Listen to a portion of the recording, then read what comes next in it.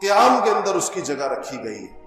نماز کے اندر رکھی گئی ہے، اور اس کے لیے ایک خصوصی اضافی تکبیر رکھی گئی ہے۔ ہم اللہ اکبر کہہ کر پھر سے ہاتھ باندھتے ہیں اور اس کے بعد ہم تکبیر تحریمہ پڑھتے ہیں، یہ تکبیر دعائے قنوت پڑھتے ہیں۔ یہ ساری چیزیں بتاتی ہیں اس کے غیر معمولی اہتمام کو۔ یہ اللہ جل شانہ ہمیں بڑی اہمیت کے ساتھ ہم سے پڑھوا رہے ہیں، اپنی ساری روٹین کی چیزوں سے ہٹا کر اس کو رکھ کر اس کی اہمیت کی طرف اشارہ ہے۔ لیکن ہم اس کو اپنی عجمیت کی وجہ سے، چونکہ ہمیں عربی نہیں آتی ہے، مجمی ہے، اور قرآن پاک کا ترجمہ اور دوسری چیزوں کے اوپر ہم لوگ غور نہیں کرتے، تو عام طور پر ہم اس کا ترجمہ نہیں جانتے۔ آج میرے دل میں آیا کہ ہم اس کا ترجمہ کریں اور اس کی روح کو سمجھنے کی کوشش کریں کہ دعائے قنوت کے اندر ہم کیا کہتے ہیں اللہ جل شانہ سے۔ جب آپ اس کو پھر سمجھ کر کہیں گے، آئندہ جب آپ دعائے قنوت پڑھیں گے اور آپ اس کو سمجھ کر پڑھیں گے، تو آپ اندازہ ہوگا کہ آپ اللہ جل شانہ کے ساتھ کس قدر عہد و پیمان باندھ رہے ہیں۔ اس کے اندر آپ اللہ تعالیٰ کے ساتھ اپنے کس رشتے کا اظہار کر رہے ہیں، اپنے اور اللہ جل شانہ کے درمیان جو عبدیت کا اور جو غلامی کا رشتہ ہے، اس کا کن الفاظ کے اندر اظہار کر رہے ہیں۔ تو ہم اس کو شروع کرتے ہیں اللہم انا نستعینک، استعانت کہتے ہیں مدد مانگنا، ایاک نعبد و ایاک نستعین، یہ وہی لفظ ہے جو نستعین کا لفظ ہم سورہ فاتحہ کے اندر پڑھتے ہیں۔ تو اللہم انا نستعینک، گویا ہم یہ کہتے ہیں کہ یا اللہ ہم تجھ سے مدد مانگتے ہیں، گویا کہ ہم جب دنیا کے اندر تیرے علاوہ کسی کو اس قابل نہیں سمجھتے، کسی کا یہ مقام اور مرتبہ نہیں سمجھتے، کسی کی یہ حیثیت نہیں سمجھتے کہ اس سے مدد مانگی جا سکے، جب ہمیں ضرورت ہوتی ہے یا ہمیں ضرورت نہیں بھی ہوتی، ہماری مدد کا اگر کوئی مرکز ہے اور کوئی ٹھکانہ ہے اور کوئی جگہ ہے ہماری امیدوں کی، ہماری توقعات کی، تو وہ یا اللہ تیری ذات ہے، ہم تجھ سے ہی مانگتے ہیں۔ وَنَسْتَغْفِرُكَ، استغفار، اور ہم تجھ سے مغفرت طلب کرتے ہیں۔ مغفرت کا مطلب ہوتا ہے گناہوں کی بخشش طلب کرتے ہیں۔ گویا کہ دنیا کے اندر وہ کون سا انسان ہے جو یہ کہہ سکے کہ میں نے گناہ نہیں کیا، اور انسان تو انسان ہے۔ انبیاء علیہ السلام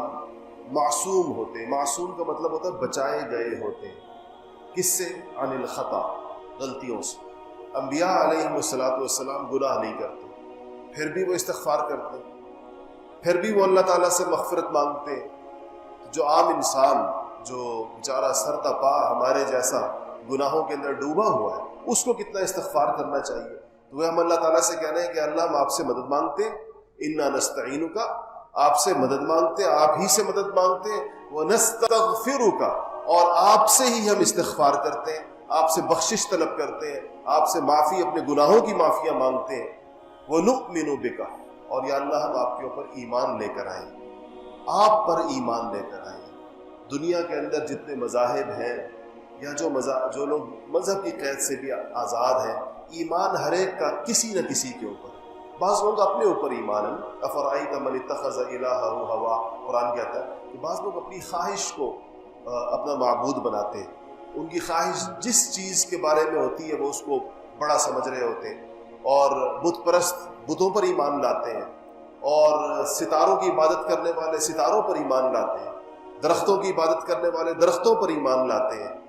اور آگ کی پرستش کرنے والے آگ پر ایمان لاتے ہیں، سورج کو ماننے والے سورج پر ایمان لاتے ہیں۔ اس دنیا میں جہاں ایمان لانے والے اس قدر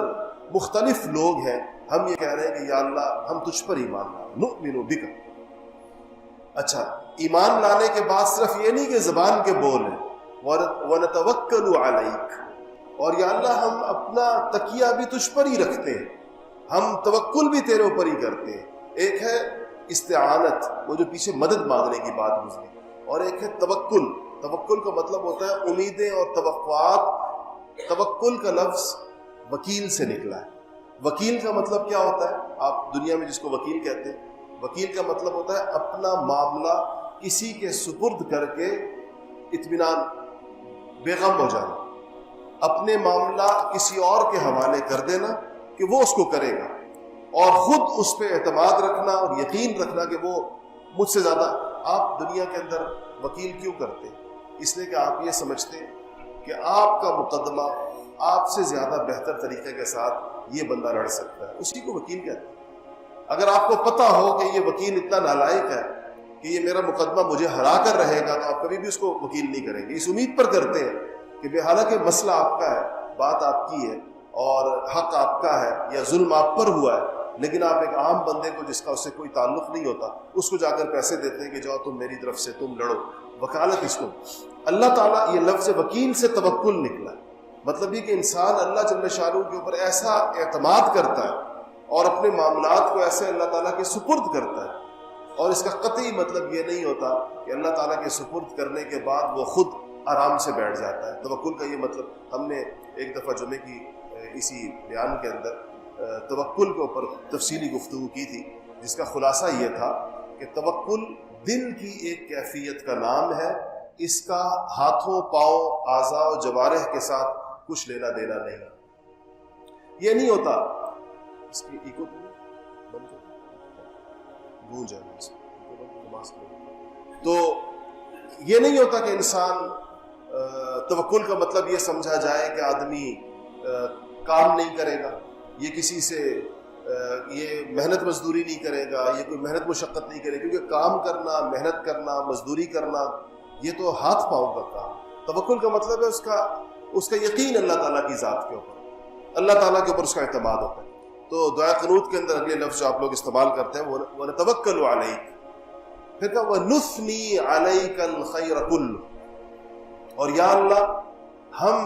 ثنا کہتے ہیں تعریف کرنے، یا اللہ ہم آپ کی خوب تعریفیں کرتے ہیں،